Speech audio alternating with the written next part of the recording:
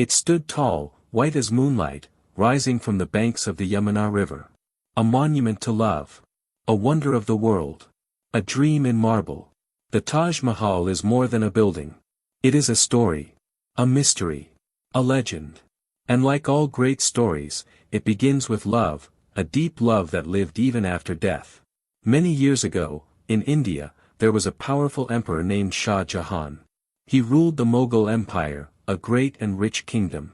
Shah Jahan had many wives, but he loved one more than all the others. Her name was Mumtaz Mahal. She was not only beautiful, but kind and wise. She was his best friend and closest advisor. She followed him everywhere, even on dangerous journeys. She gave birth to many children, but after the birth of their 14th child, she died. Shah Jahan was heartbroken. He cried. He stopped eating. He wore white clothes, the color of mourning. The light left his eyes. But then, in his pain, he made a promise. He would build the most beautiful tomb in the world for his beloved wife. A tomb that would make the heavens weep. And so, the Taj Mahal was born. The building of the Taj Mahal took over 20 years. Thousands of workers, architects, artists, and craftsmen came from across the empire and even from other countries. The white marble was brought from faraway mountains. Gems and stones, sapphires, emeralds, turquoise, jade, came from all over the world. These were carved into flowers and letters, placed into the marble like stars in the sky. It was not just a building. It was a piece of poetry. The central dome rises like the full moon. For tall minarets stand like guards at each corner. Inside, the air is cool and silent. The real tomb of Mumtaz lies below the main floor, in a quiet chamber, where only a few may go. Above her, in the grand hall, lies her husband Shah Jahan, who was buried there many years later, beside her, just as he wished. But the story of the Taj Mahal does not end there. Oh no, this is where it begins to dance with legend. Some people say Shah Jahan wanted to build another Taj Mahal, this time, in black marble, on the other side of the river. It would be his own tomb. The two buildings would be connected by a silver bridge. But before he could do this, his son Aurangzeb took the throne, locked his father in prison, and stopped the plan. Shah Jahan could see the Taj Mahal from his prison window. His final years were spent looking at the tomb of his great love. Others say strange things happen at the Taj. That it glows in the moonlight. That the colors change at sunrise and sunset, like it is alive. Some believe that at night, when the moon is full, the spirit of Mumtaz Mahal walks in the gardens, waiting for her beloved. One of the most famous stories is this: Shah Jahan loved symmetry. Everything in the Taj Mahal is perfectly balanced. But when you look closely, you will see something odd. Shah Jahan's tomb is not in the center. It is off to the side. Why? Because he was not supposed to be buried there. It was meant only for Mumtaz. His tomb was added later, and it broke the perfect design. A final twist of fate. The Taj Mahal is also a symbol of great beauty and great cost. Many workers and artists spent their lives building it. Some say the emperor ordered their hands cut off after it was done, so no one could ever build anything like it again. This is likely a myth, but it shows how people saw the Taj, not just as a building, but as a miracle. Visitors from all over the world come to see the Taj Mahal. Some cry. Some fall silent. Some hold the hands of those they love. It reminds us of something deep. That love is stronger than time. That beauty can rise from sorrow. That even after death, a story can live on, carved in stone, shining under the sun. And now, this was only the first part of our story. In the next piece, we will look closer at how it was built, the secrets of its design, the tricks of its symmetry, and the messages hidden in its walls. Keep listening, for the Taj Mahal still has many secrets to tell. Let us go back to that moment in time, to the sound of hammers on marble, the calls of elephants bringing stone from far-off lands, the whispers of architects drawing plans by candlelight. Building the Taj Mahal was not easy. It was one of the most ambitious projects in history. And yet, it was done with such skill that it looks as if it simply appeared, like magic. But it was not magic. It was genius. The chief architect was a man named Ustad Ahmad Lahori. He came from Persia. He worked closely with Shah Jahan's court, and many believe he was the main mind behind the design. Some say that he combined ideas from Indian, Persian, and Islamic architecture. He wanted to make something that was not just a tomb, but a symbol of heaven on earth. In Islamic art, paradise is a garden. A place of water, trees, and flowers. The Taj Mahal is built inside such a garden. Long canals divide the land into 4 parts. Water flows in straight lines, reflecting the white dome like a mirror. Every tree, every bush, was placed with care. The number 4, and its multiples, 8, 16, appear again and again in the design. These numbers mean balance. They mean peace. One of the most amazing things about the Taj Mahal is its symmetry. Everything is mirrored. The walls, the gates, the gardens, even the decoration. If you stand on one side, and then on the other, you will see the same view. The same towers, the same angles. This was no accident. The architects planned it all with perfect attention. Now let's talk about the marble. The stone used to build the Taj Mahal is white marble from Makrana, a place in India. This marble is very special. It shines in the light.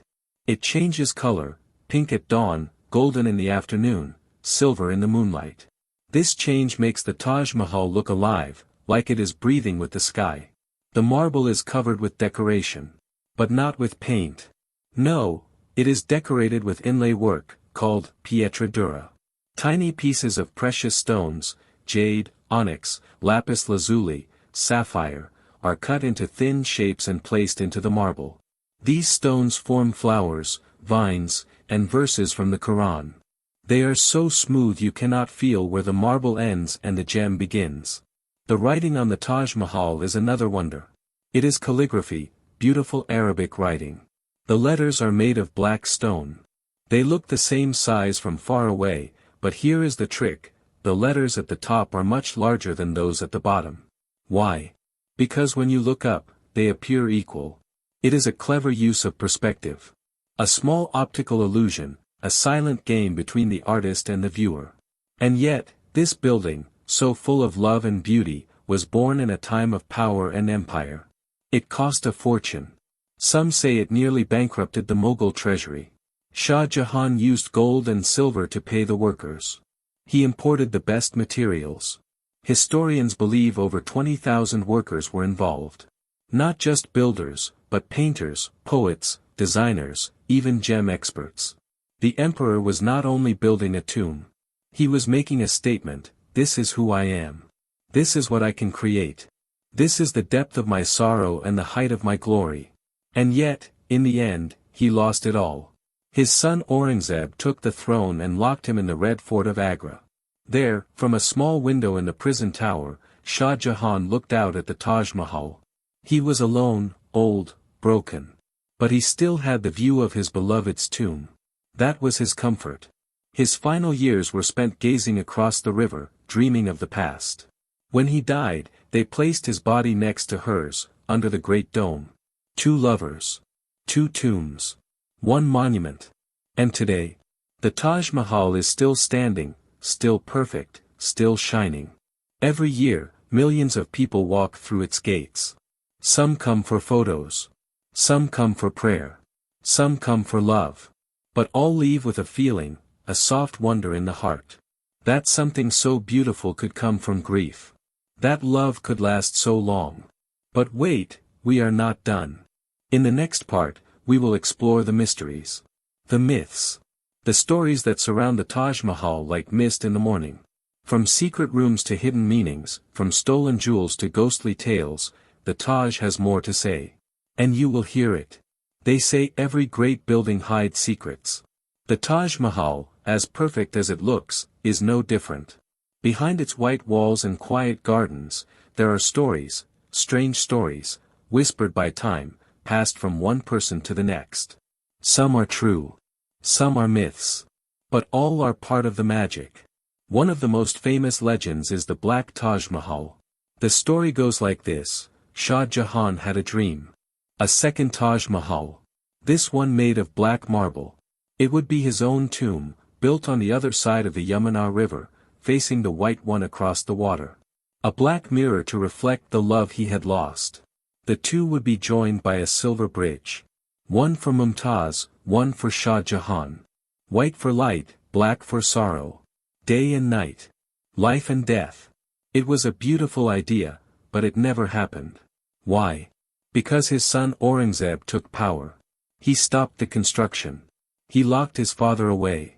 And so, the Black Taj was never built. Still, people say the foundations of the Black Taj can be seen today. Across the river, there are ruins, dark stone pieces, half buried in the earth. Are they real? Were they part of Shah Jahan's plan? Or just old stones? We may never know. But the story lives. Another mystery is the echo. If you stand under the main dome and speak, even softly, your voice comes back to you. It bounces and repeats. Some say it sounds like a whisper from the tomb. Others say it's like the soul of Mumtaz answering your words. Engineers will tell you it's just good acoustics. But those who hear it will tell you it feels like something more. Then there's the tale of the cut hands. It is said that after the Taj Mahal was finished, Shah Jahan did something terrible. He had the hands of the main workers cut off. Why? So that no one could ever build anything so beautiful again. A warning to the world, this beauty shall never be copied. But historians argue this is not true. There is no strong proof. No records. Maybe it was just a tale to make the Taj even more legendary. Still, it shows how people saw this building, not just as a tomb, but as a miracle. Something worth protecting, even with blood. Now listen to this, some believe the Taj Mahal is not a tomb at all. They say it was a Hindu temple long before Shah Jahan. They say he took the temple and turned it into a mausoleum. This idea is popular among some groups in India. But again, most historians say it's not true. They believe the Taj was designed from the beginning as a Mughal monument. Even its name brings questions. Taj Mahal, what does it mean? Many say it comes from the name Mumtaz Mahal, which means, the chosen one of the palace. So, Taj Mahal, could mean, crown of the palace. A fitting name for such a jewel. There are also tales of treasure, of secret rooms under the monument. Some think gold and jewels were hidden there. Others say that in the early days, there were even fountains with rose water, and lamps that burned perfumes. Lost luxuries. Silent reminders of the power behind the beauty. Some say the Taj Mahal changes its color to match the mood of Mumtaz herself. Soft pink in the morning, calm and gentle. Golden at noon, bright and proud. White at night, quiet, dreaming. And when the moon is full, the Taj glows. Some claim they've seen a figure walking in the garden. A woman in white. Alone. The Taj Mahal is not just a building. It is a living legend. It tells different stories to each visitor. A woman might see it as the promise of eternal love. A man may see it as the price of ambition. A child may see a castle from a fairy tale. And a poet? A poem made of stone. So many stories. So many dreams. And all from one man's love for one woman. That love still shines in the marble, still floats on the air, still moves in the water of the gardens. But this story is not over yet. In our final part, we will look at the Taj Mahal today. How it survives. What it faces. How it continues to touch hearts, and how, even now, it teaches us about beauty, about love, and about what it means to remember. Stay with me. The ending is close, but the feeling will last forever. The Taj Mahal still stands. After nearly 400 years, the marble has not faded. The dome still curves like a rising moon. The garden still blooms, and the river still flows. But time leaves its mark on all things, even on something as perfect as the Taj. Today, millions of people visit the Taj Mahal every year. They come from all parts of the world. Some come to admire its beauty. Others come to honor its love story. Many take pictures. Some walk in silence. A few cry. Because when you stand in front of it, truly stand and look, it does something to you. It slows your heart. It makes your breath stop. It makes you feel small, and somehow bigger at the same time. But the Taj faces dangers. Not from war, or fire, but from the modern world. The air around it has become dirty. Factories, cars, and pollution have stained the white marble. It is not as bright as it once was.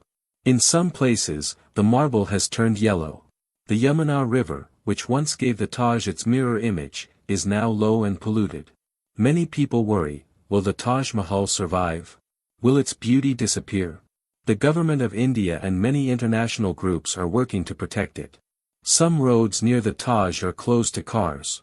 New laws protect the air and water. The marble is cleaned carefully. Experts study the structure, checking for cracks and signs of wear. The goal is simple: keep the Taj safe. Keep the story alive. And it is alive, in more ways than one. The Taj is not just a tomb. It is a symbol. In India, it is a symbol of history, of art, of the Mughal era. Around the world, it is a symbol of love, a love so strong it became stone. When people want to say, "I love you forever," they sometimes think of the Taj. When people build beautiful buildings, they often ask, is it as perfect as the Taj Mahal? Even in films, books, and songs, the Taj appears. It has become more than a place. It is an idea. An emotion. A memory of something eternal. And yet, people still ask, why does it touch us so deeply? Maybe it is because the story behind it is simple. One man loved one woman. She died. He could not forget her.